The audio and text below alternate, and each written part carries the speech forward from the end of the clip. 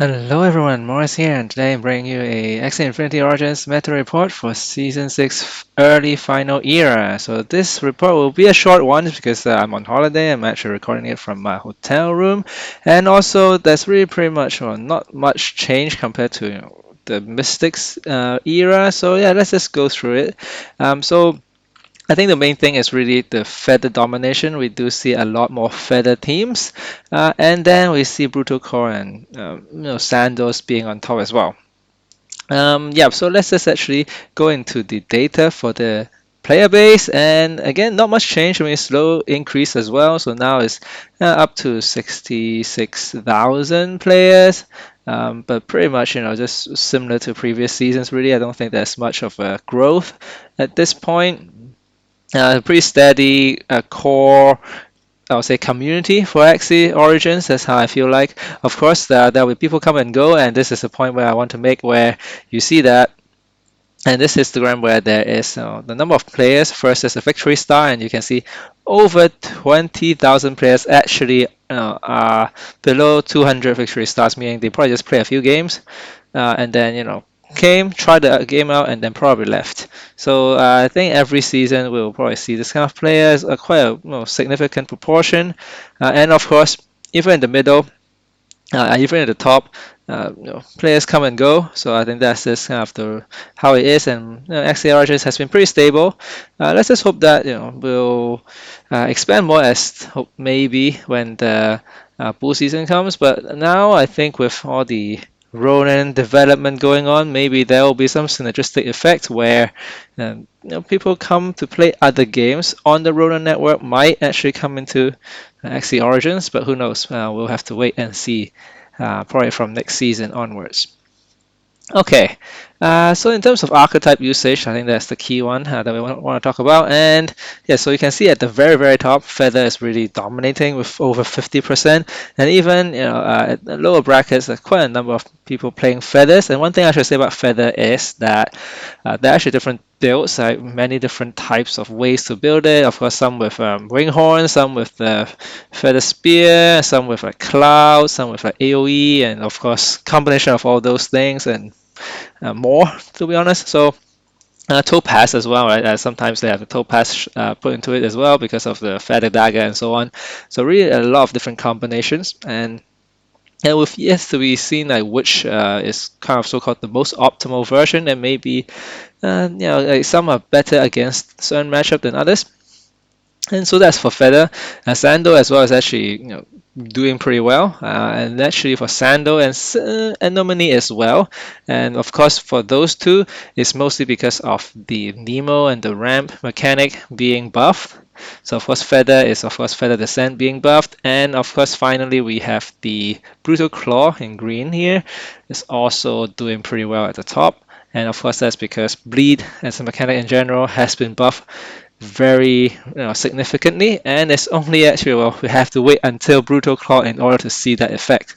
So you can see this is how much runes and charms really plays a role in Axie Origins in general. So Feather Descent, Brutal Claw, and of course Last Stand, like those are really just dominating the meta. And I must say, I assume a lot of players, and I think a lot of players would want to see more about Axes as opposed to the runes and charms that are being the dominant, I guess, force in terms of the power level of the team. But at the moment, it just feels like the runes and charms really play quite a big role compared to the Axes themselves.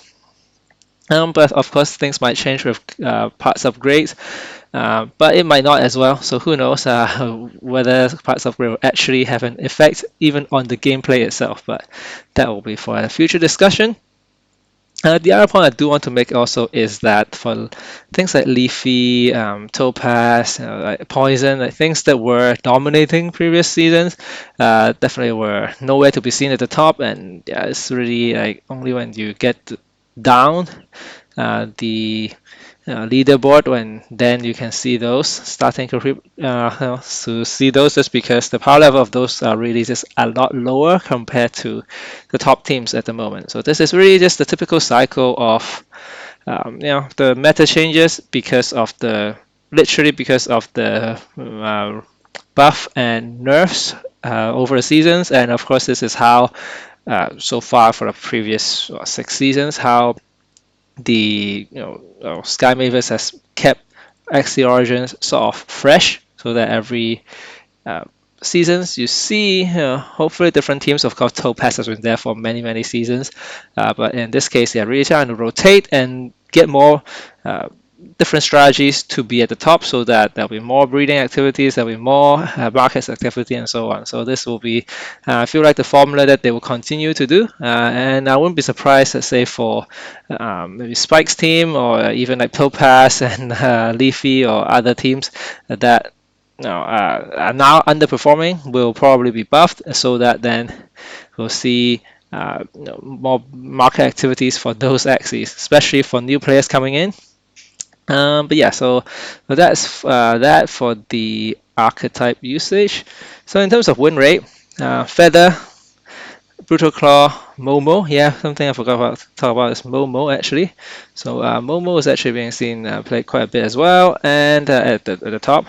And Sandal, yeah, I mentioned Sandal and Anemone as well. Sponge is kind of getting there, but actually it's still very tough at the top, just because last stand and that kind of thing is making it tougher, I would say. But those are at the top, whereas you can see Poison, Topaz, Leafy, yeah, those are really hard to compete even at 22,000.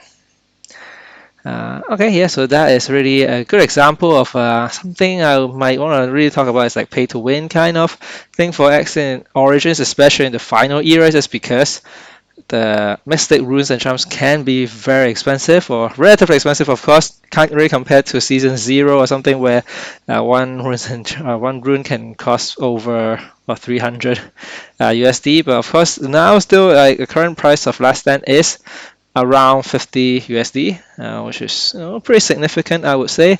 Unless, of course, you are at the top, where you will gain that, earn that back. But otherwise, for most casual players, if you don't happen to craft it, it's probably going to be more just you pay to have fun, and of course, if you pay, you will have a higher chance of climbing up. But the question is, do you want to, as a casual player, want to put in the money? So yeah, so that's the part where XD Origins could be a bit hard for casual players.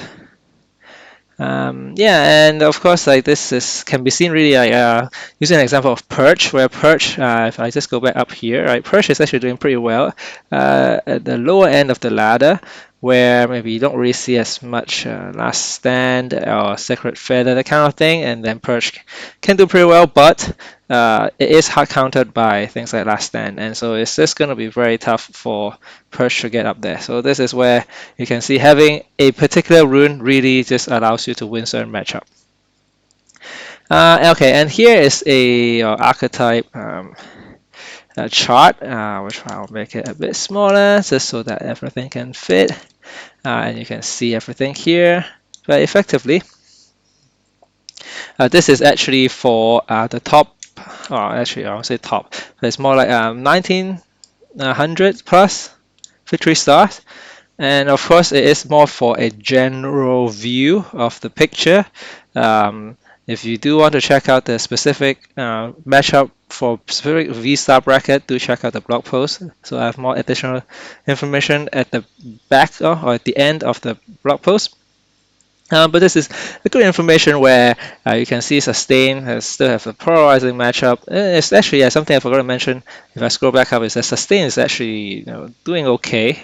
So it's not dead, right? So if you still want to play some more defensive kind of play style, yes, can still give Sustain a go, even though of course can't really expect it to come to the very top, but it's still viable at a certain extent for in Challenger.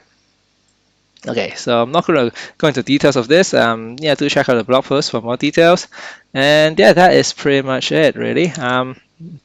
So I guess one thing that do want to highlight is about parts upgrades, and hopefully they will come soon, maybe next season. But we'll have to see whether it will actually have any impact on the gameplay. Just because they might actually roll it out, in phases where they might not impact too much of the gameplay at the beginning. Maybe they'll only affect the rewards or something. Who knows? Yeah, we'll really have to see how it will impact the meta. Okay, so that is it for this meta report, and I'll see you in the next one.